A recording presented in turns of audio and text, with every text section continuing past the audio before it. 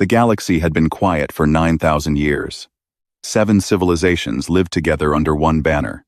They called themselves the Vialthan Concordium. They were proud of their long peace. They built ships that grew like trees, not like machines. They taught their children that war was a sickness of young minds.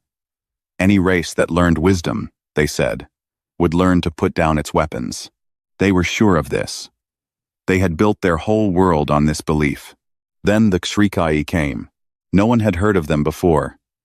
They came from the dark space between galaxies, where no one had thought to look. Their ships moved like a black tide. They were not one ship, or 10, or 100. They were millions. The HFY were insect-like creatures with sharp limbs and many eyes. They did not have one mind. They had a hive mind, like bees. And like bees, they came to take. But they did not take honey. They took worlds. The first world fell in 2 days. The HFY swarm landed and ate everything. The trees, the cities, the people, the very rocks of the planet. When they were done, only bare stone was left. Then they moved on to the next world. And the next. And the next. The leaders of the Concordium were shocked. They had not seen war in so long. They had no plan for this. But they trusted their old ways. They sent peace messengers.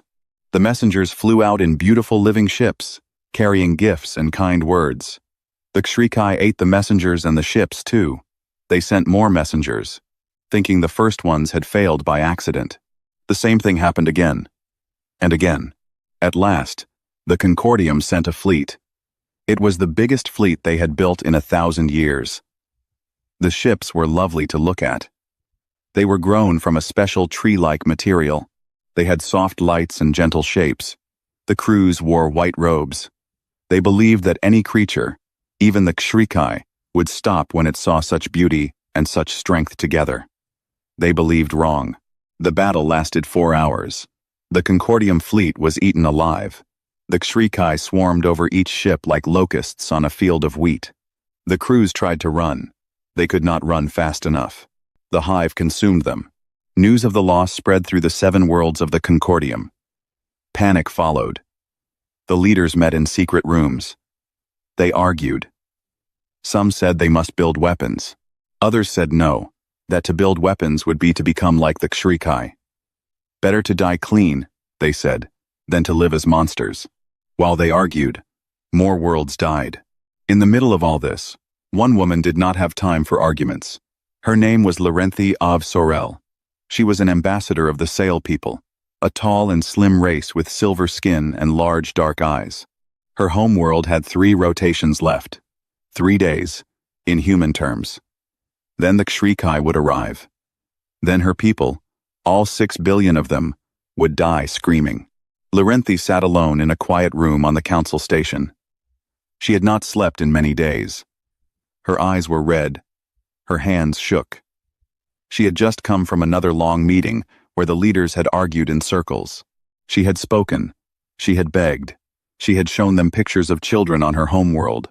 They had nodded. They had said kind words. They had voted to send more peace messengers.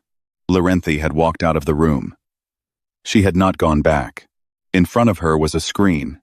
On the screen was a list called the Forbidden Catalog. It was a list of races that the Concordium had marked as too dangerous to talk to.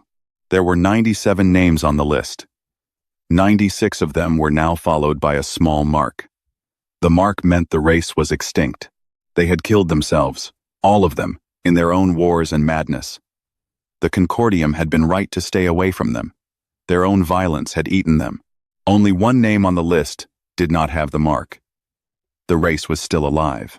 The name was written in old Concordium letters, but next to it was a translation in many tongues. It said, Sol 3. Earth. The humans. Next to the name was a red tag. The red tag said, Class Omega Behavioral Hazard. Do not contact. Larenthi read the file. It had been written 2,000 years ago, when the Concordium had first found Earth. The writers of the file had been worried. They said that humans were a young race, but already they had nuclear weapons. They had killed each other in great numbers in their own wars. They had done strange and cruel things to their own kind. They had made weapons that could end their own world many times over. The writers had judged that humans would soon kill themselves. So they sealed off Earth's part of space behind a quarantine wall. They put up warning signs. And they waited for the humans to die. The file had not been opened in 2,000 years. The lock on it was old, but it would still open for a high-ranked ambassador.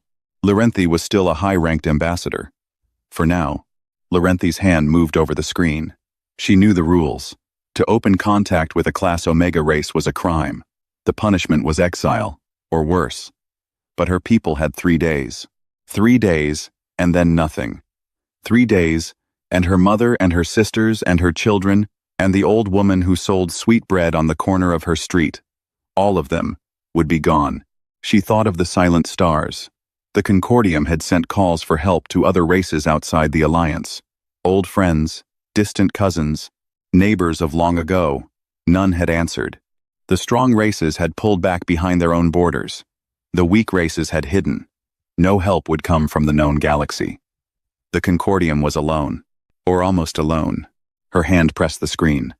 The forbidden catalog opened. The lock on the human file broke with a small sound.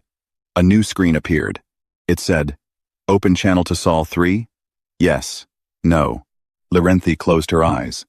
She thought of her oldest daughter, who was 8 years old, who liked to sing, and who could not yet read very well.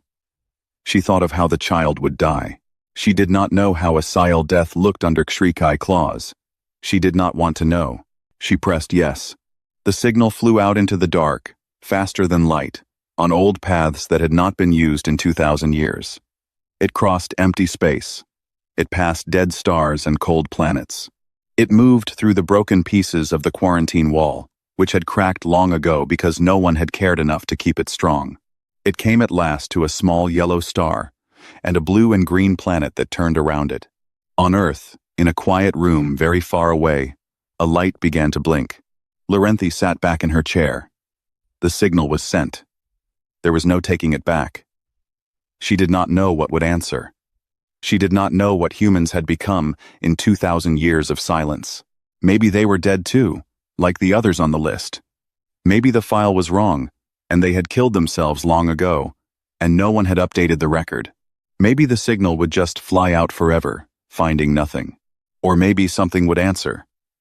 And then she did not know what would happen at all. She thought about leaving the room. She thought about telling the council what she had done. She did not move. She just sat there, and waited, and watched the small blinking light on her screen that meant the signal was still going, still reaching, still asking. Outside her window, the stars burned cold and far. None of them spoke. None of them would help. She had begged the great races to come. She had begged the wise races. None had answered. But somewhere out there, on a small blue world that no one had watched in a long time, something was beginning to wake up. And it was listening. And it had been listening, in fact, for a very long time, with patient ears, for a call exactly like this. The signal reached Earth on a quiet morning. It came into a listening station built deep into a mountain in a place once called Switzerland. The station had been built 50 years ago. Its only job was to watch the old quarantine border for any sign of activity. For 50 years, the station had heard nothing.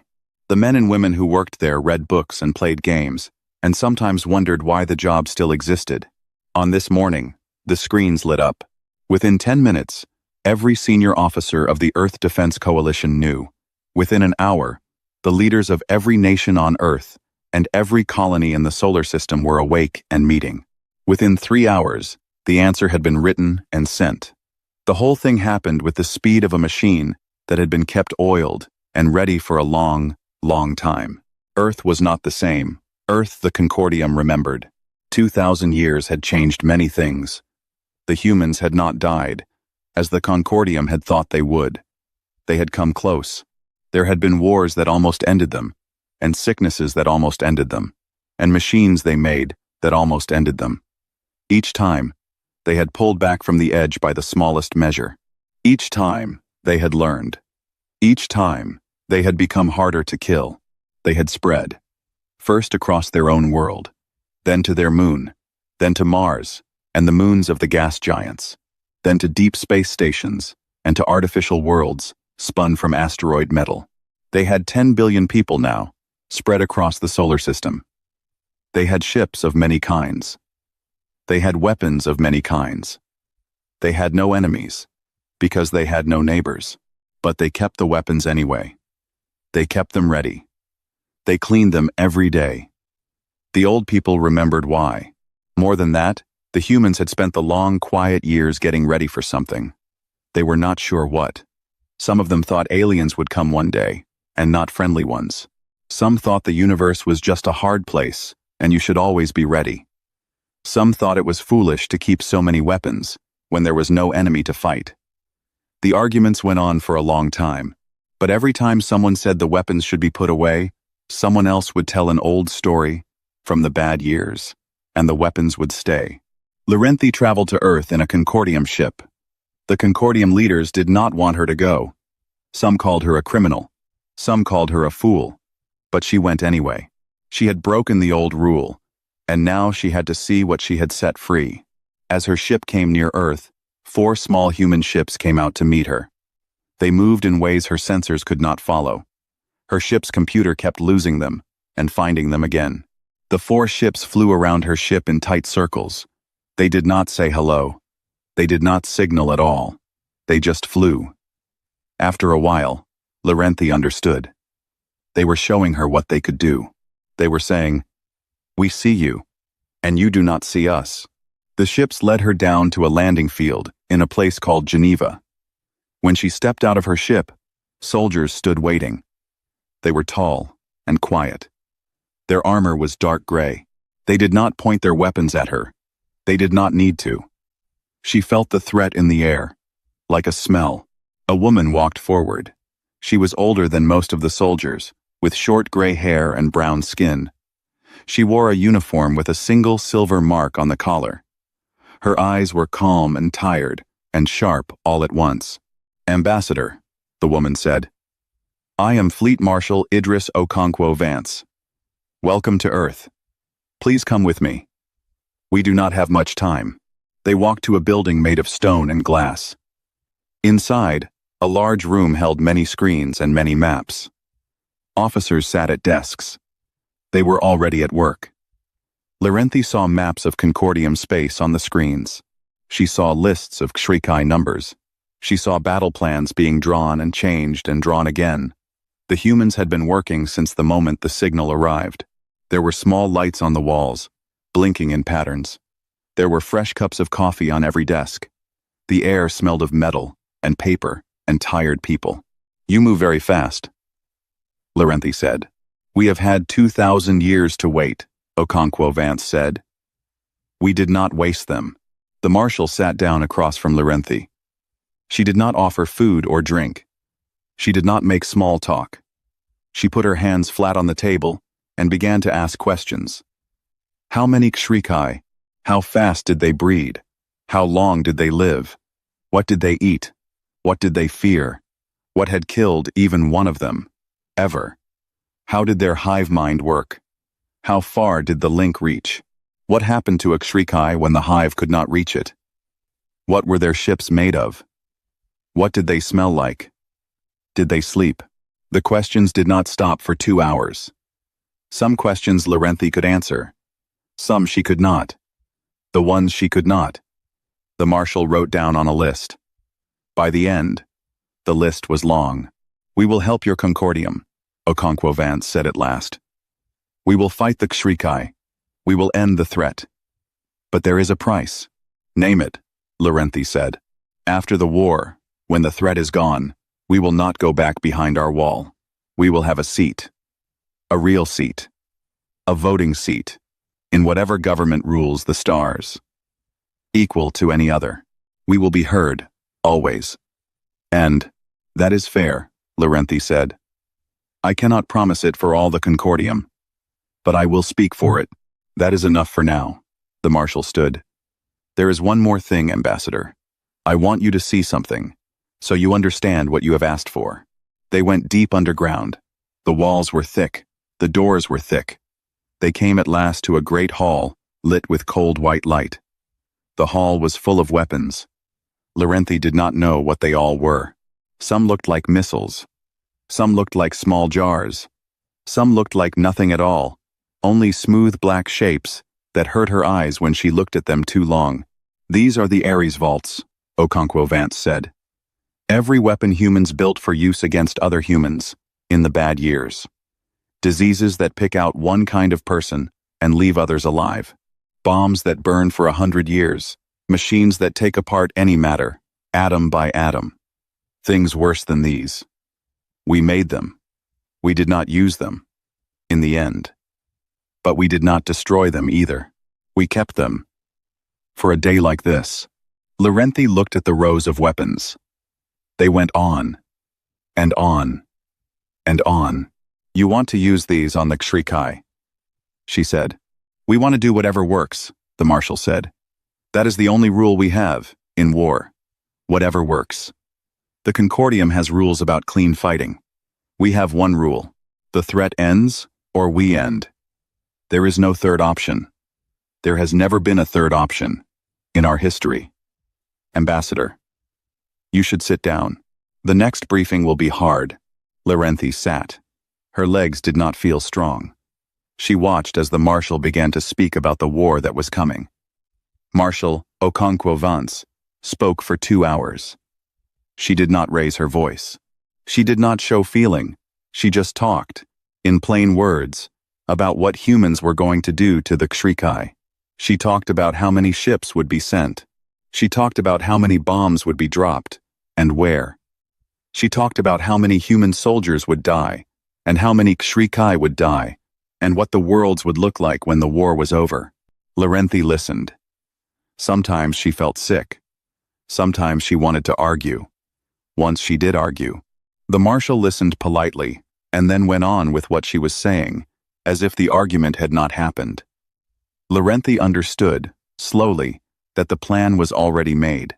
The plan had been made, in some form, a very long time ago.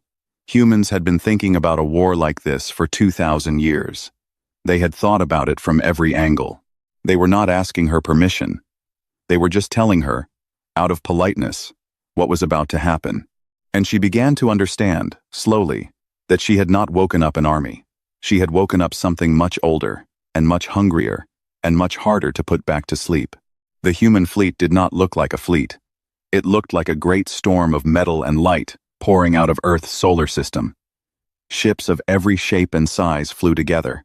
There were huge battleships with thick armor. There were small, fast ships that moved in groups of 10 and 20. There were old mining ships that had been turned into weapons of war by adding guns to every flat surface. There were ships that no person flew. They were run by smart machines that thought for themselves and did not ask permission for what they did. There were also stranger things in the fleet. There were ships shaped like long needles, with no clear weapons on the outside, that nobody seemed to want to talk about. There were ships shaped like hollow balls, full of water, that carried scientists. There were ships that looked broken from the outside, on purpose, to fool an enemy. There were ships made of ice, grown out in the cold space beyond the gas giants, that would melt away and leave nothing behind after a battle. The humans had built so many strange things over 2,000 years.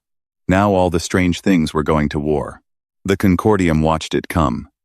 They had asked for help. They had not known what help would look like. Many of them, watching the dark cloud of human ships move through their space, began to feel afraid for the first time of something other than the Xrikai. Larenthi traveled with the human fleet. Her ship was the flagship, called Endurance. Marshal Okonkwo Vance was on board. So were many other commanders. The ship was huge. It was longer than any Concordium ship Larenthi had ever seen. Its hull was scarred with marks from old battles, even though the ship was new. Larenthi asked about the marks. She was told that the marks were put there on purpose, to remind the crew that no ship was safe and no battle was won until it was won. The first meeting between the human fleet and the Xrikai swarm happened above a Concordium world called Tessa Prime. The Xrikai had begun to land there. The ground forces of the swarm were eating the cities. There were still living people on the surface, hiding in caves and basements, sending out weak signals for help. The HFY swarm in space was big. It was bigger than any swarm the Concordium had fought. It had many thousands of ships. The hive mind of the swarm felt the human fleet approach, and it felt no fear. It had eaten every fleet it had ever seen. The humans did not start the battle the way Larenthi expected. They did not fly in close. They did not shoot first with their main guns. Instead, far away, 3 small human ships moved into a special place in space. They each carried one small bomb. The bombs were dropped. The bombs flew into the heart of the system's small star. The star died. It did not blow up. That would have been simple. Instead, it folded inward. A great wave of strange energy washed out from where the star had been. The wave hit the HFY swarm. Half of the swarm broke apart. Their ships came to pieces. The other half tried to turn and run. The humans did not let them run. "You killed a star," Larenthi said. Her voice was small. "There were people on the planets here." "The people on the planets were already dead," the marshal said. She was watching the screens. She was not looking at Larenthi. "Or they will be in 2 days, when the HFY finish. We cannot save them, but we can use the star to save the next world." "You killed a star." "Yes," the marshal said. "We have more bombs. The galaxy has more stars. We will speak about the cost later, Ambassador. The war is happening now." The human ships moved in. They did not fight in lines or in clean shapes. They fought like a pack of wolves. Small ships ran in and bit and ran out. Big ships came up from below and took out the HFY capital ships. Drone swarms poured into the gaps. The drones were small things with simple bodies and one weapon each. They were cheap to make. The humans made millions of them. The drones did not run from anything. They flew straight into the eyes of the HFY ships and tore them open. Then came the boarding teams. This was the part that Larenthi could not understand. Human soldiers, in small ships, flew up to live HFY hive ships and broke in. They walked inside. They walked through halls full of HFY warriors. They did not run. They did not panic. They moved in small teams of 4 or 6. They cleared rooms one by one. They were calm. They did this work the way a farmer works a field. Larenthi watched the live feeds from inside the hive ships. She saw a young human soldier, maybe 20 years old, kneel down next to a wounded HFY warrior. The human took out a small tool. He cut the warrior open. He looked at the parts inside. He spoke into a small microphone. He listed what he saw. He noted what made the warrior react. He noted what made it stop reacting. He worked for a long time. The warrior was alive for most of it. When he was done, he stood up. He moved on to the next warrior. The data the soldier sent went straight to other human ships. New weapons were made. New gases were mixed. New diseases were grown. They were sent back to the front line within an hour. The humans were learning the HFY body, fast, and using what they learned to kill more HFY. "This is cruel," Larenthi said. "This is fast," the marshal said. "Cruel and fast and slow and kind all give the same end. We choose fast. The HFY do not feel pain the way we do. Their bodies do, but their minds, the hive mind, only feels loss. We are teaching the hive what loss tastes like. It has never tasted loss before. It will remember." The battle ended in 6 hours. The HFY swarm at Tessa Prime was destroyed, not driven off. Destroyed. Every ship was broken. Every warrior on the ground was found and killed. The humans even hunted the small flyer creatures that the HFY used to scout. They left nothing behind. Then they moved to the next world. In the days that followed, the human fleet pushed deeper into Concordium space, where the HFY had spread. World after world, they fought, and they won. The HFY began to do something they had never done in any record. They began to retreat. It was a small thing at first. A few hive ships pulled back from a battle they could have won. The humans noticed it. They followed. The hive ships fought back, but only weakly. They were trying to lead the humans into a trap. The humans saw the trap. They went around it. They came at the trap from behind. They destroyed the ships waiting in ambush, And then they came back and destroyed the bait ships too. After this, the HFY changed. The hive mind, which had only ever known how to attack, began to learn fear. The fear spread from one warrior to another, slowly, like a sickness. Some of the warriors began to act in strange ways. Some of them stopped fighting. Some of them sat still in their ships and did nothing, until human boarding teams came and finished them. The hive was breaking. The humans saw it. They pushed harder. Lirenthi sat one night in a small room on the Endurance. She watched a feed of human marines walking through a hive corridor on a planet very far away. The marines were calm. They moved in time with each other. They cleared room after room. They did not laugh. They did not shout. They worked. They worked the way her people worked in their gardens at home, on slow mornings. And she understood then why the Concordium had quarantined Earth 2,000 years ago. It was not because humans were violent. Many races were violent. It was because humans had taken their violence and trained it, the way a farmer trains a dog.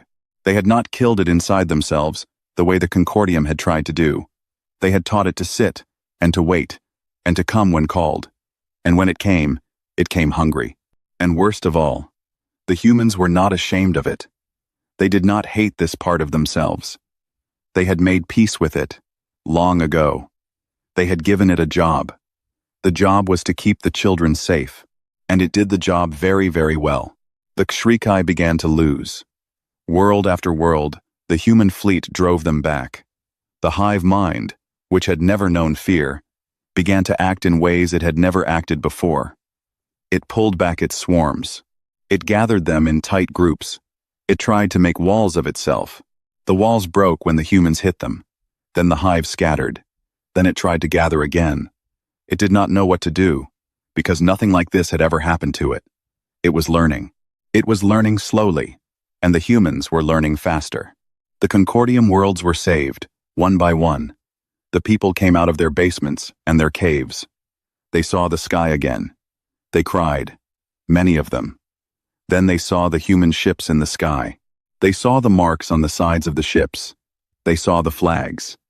And many of them, after they had stopped crying for joy, began to feel a different kind of fear, slow and cold. The Concordium leadership met in secret. They had won. They were winning. But the humans had taken much more than the Concordium had thought they would take. They had set up bases on 20 Concordium worlds. They had moved their weapons there. They had begun to build factories. The factories made human ships and human guns.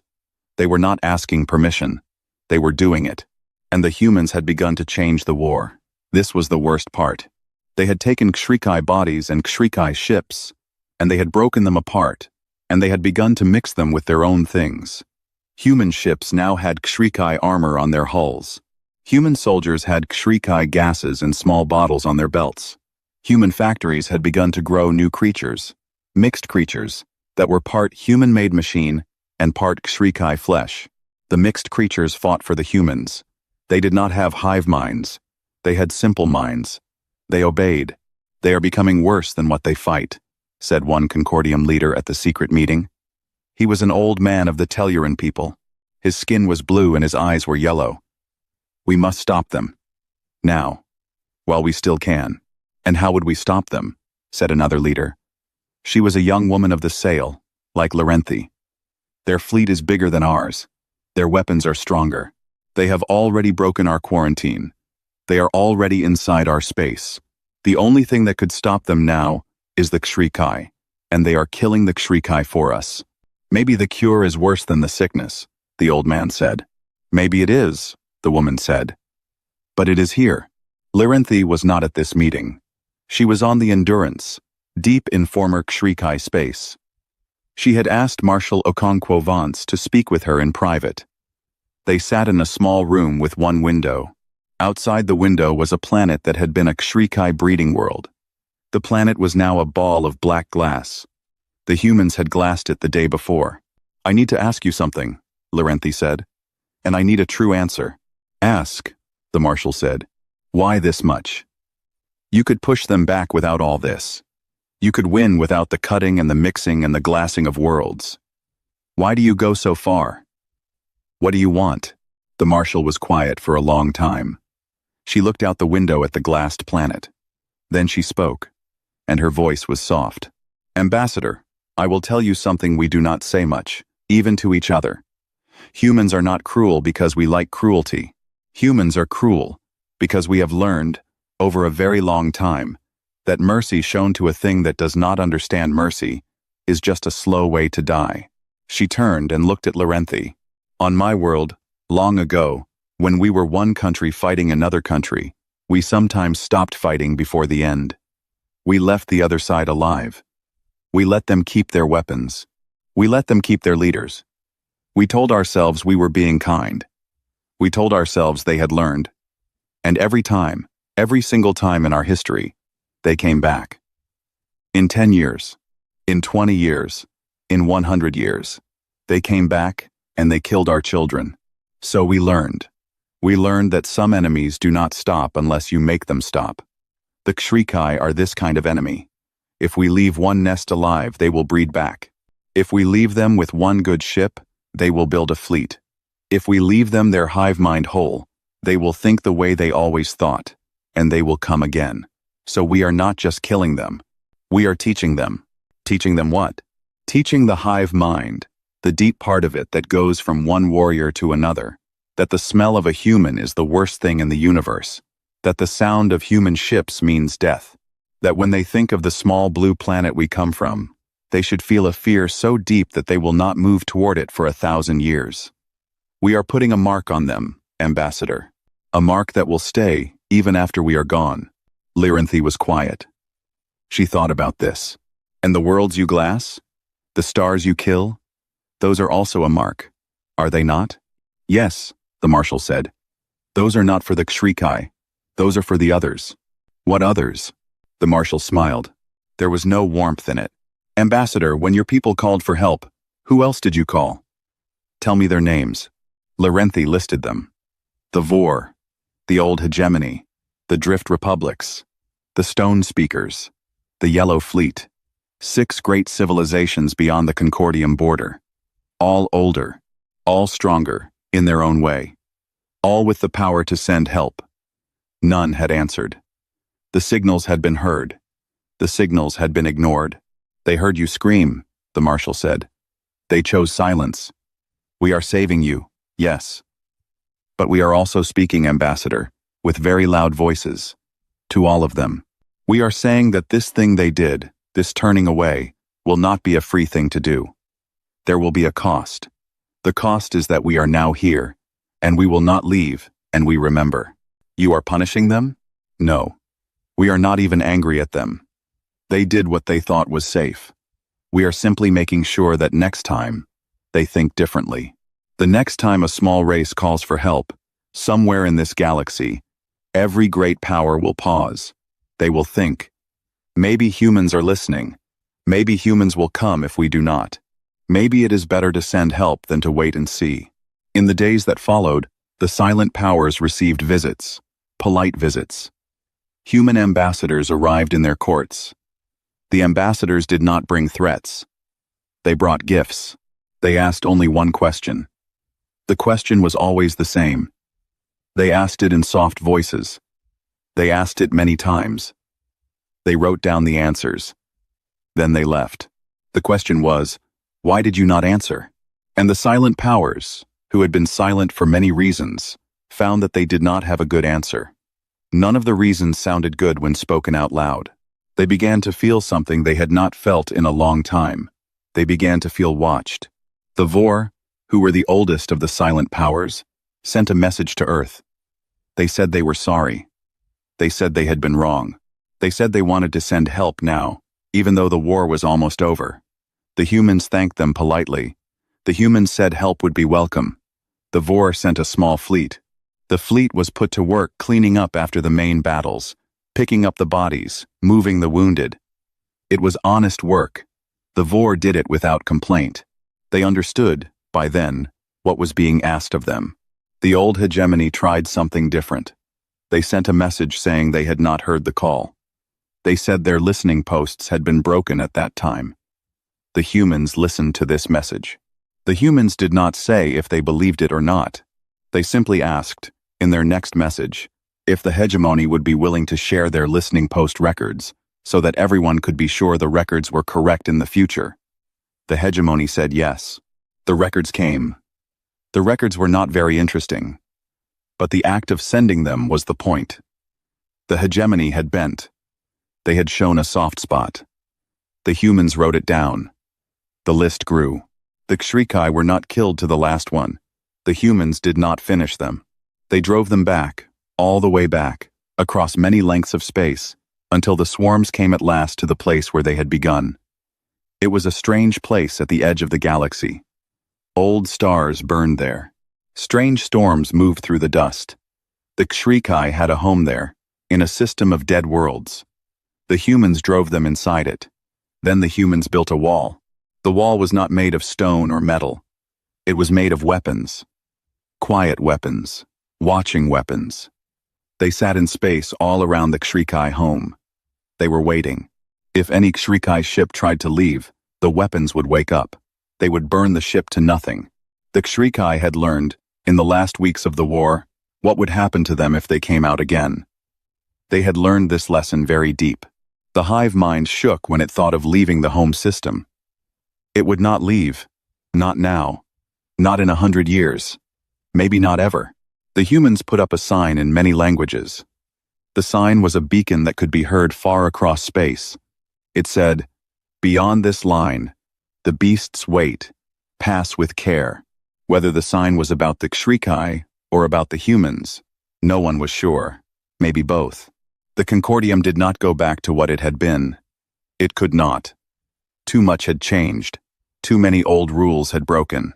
The 7 civilizations met and they talked for a long time, and out of their talks came a new alliance. It was called the Sol Compact. The humans were part of it now, equal to any other. So were the Concordium races. So, in time, were many of the silent powers, who came forward and asked to join. The humans let them in. They were polite. They smiled. But they did not forget. The new compact was not like the old Concordium. It had different rules. The rules were short and clear, and a little bit hard. The first rule was that any race that called for help, and was inside the borders of the compact, would receive help. There would be no debates. There would be no slow voting. The closest fleet, of any race, would go. This was the law. The humans had asked for this rule, and the others had agreed, because nobody wanted to look like they were against helping a small race in trouble. The second rule was that races who heard a call for help and did nothing would be marked. Not punished exactly, just marked. Their names would be remembered. Trade with them would be at hard terms. They would be the last to receive new technology. They would not be invited to the best meetings. This rule, too, the humans had asked for. Nobody had been willing to argue against it, even though many of the great powers did not like it. The new compact had a list of names. The list held the names of all the great powers that had been silent during the dark days. The list was kept in a quiet room, on a station near Earth. It was not used to punish anyone. It was just there. The names did not get worse over time. They did not get better either. Trade with those powers was done at hard terms. Treaties with them were short and clear. Their words were heard, but their words did not weigh as much as other words. The list did not need to do anything. The list only needed to exist. Everyone knew about it. That was enough. Larenthi did not go home for a long time. She had been a small ambassador once. Now she was something else. She was the woman who had broken the rule. She was the woman who had called the beasts. Some of her people loved her for it. Some of her people did not speak her name. Both groups were right, in their way. She took a job on a new ship. The ship was a mixed thing. Half of it was grown, like a sail ship. Half of it was built, like a human ship. The two halves did not fight each other. They worked together. The ship was lovely and strong. Larenthi was the first non-human officer on board. There would be many more, in the years to come. But she was the first. She walked the bridge often, in the long, quiet shifts. She thought about many things. She thought about her daughter, who was alive, who was now 10, who could read very well now. She thought about her people, alive on a world that should have been bare rock. She thought about the Kshrikai, alive in their cage, breeding their hive in the dark, marked deep with the smell of fear. She thought about the silent powers, who were now polite and worried and full of questions about humans. She thought about humans themselves, who had walked back into the galaxy after 2,000 years and had not asked permission. She thought most of all about the silence of the stars. The silence had been so heavy. In the days when she had pressed the screen to call Earth, she had felt it like a great stone on her chest. She had thought she would die under that stone, and her people with her. The silence had not broken because of any law of the universe. It had broken because she had pressed a screen, and somebody, very far away, had been listening for 2,000 years, and had picked up the call. On the bridge of her ship, Larenthi spoke to the human officer next to her. He was a young man with red hair and a quick smile. "Why did you wait so long?" she asked. 2,000 years, listening, in case a call came. "Why? You did not know us. You owed us nothing. Why did you keep listening?" The young man thought for a moment. "My grandmother used to say something," he said. She said, "In the dark, when nobody hears you cry, the worst thing is not the dark. The worst thing is finding out, later, that someone could hear you and chose not to listen." She said we were not going to be those people. We were going to be people who answered. He looked out at the stars. "So we listened," he said. "For a long time we listened. Just in case." Larenthi nodded slowly. She did not say anything more. She just stood and looked at the stars too. Many years later, on a small colony world far from Earth, an old woman sat in a garden. Her hair was white, and her hands were thin. Her name had been Idris Okonkwo Vance, and once, long ago, she had been a fleet marshal. Now, she only kept a garden. Her granddaughter played near her, a small girl of maybe 6 years. A ship landed nearby. It was a Concordium ship, one of the old-grown kinds. 3 Concordium people came out. They came to the garden. They did not speak. They only bowed, very low, in the old sail way. They placed a small gift on the table. They bowed again. Then they left. The little girl came to her grandmother. She had seen the visitors. She climbed into the old woman's lap. "Grandma," she said, "why do the aliens look so nervous when they come to see us?" The old woman smiled. The smile reached her eyes. The first real smile she had given in a long time. "Sweetheart," she said, "a long time ago, the galaxy was very quiet, and somebody, very far away, was crying for help. Many people heard. Most of them stayed quiet. They did not want to get hurt.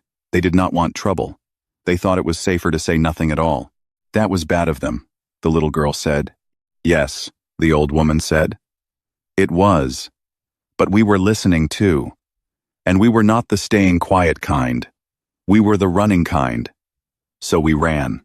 We ran a long way, with all the strong things we had built. And we went to help. Did you save them? We saved them. And we taught some lessons too. Lessons that are still being learned, even today. That is why the aliens are nervous, sweetheart. Because they know who we are now. They know we listen. They know we come." The little girl thought about this. She was quiet for a moment. Then she leaned her head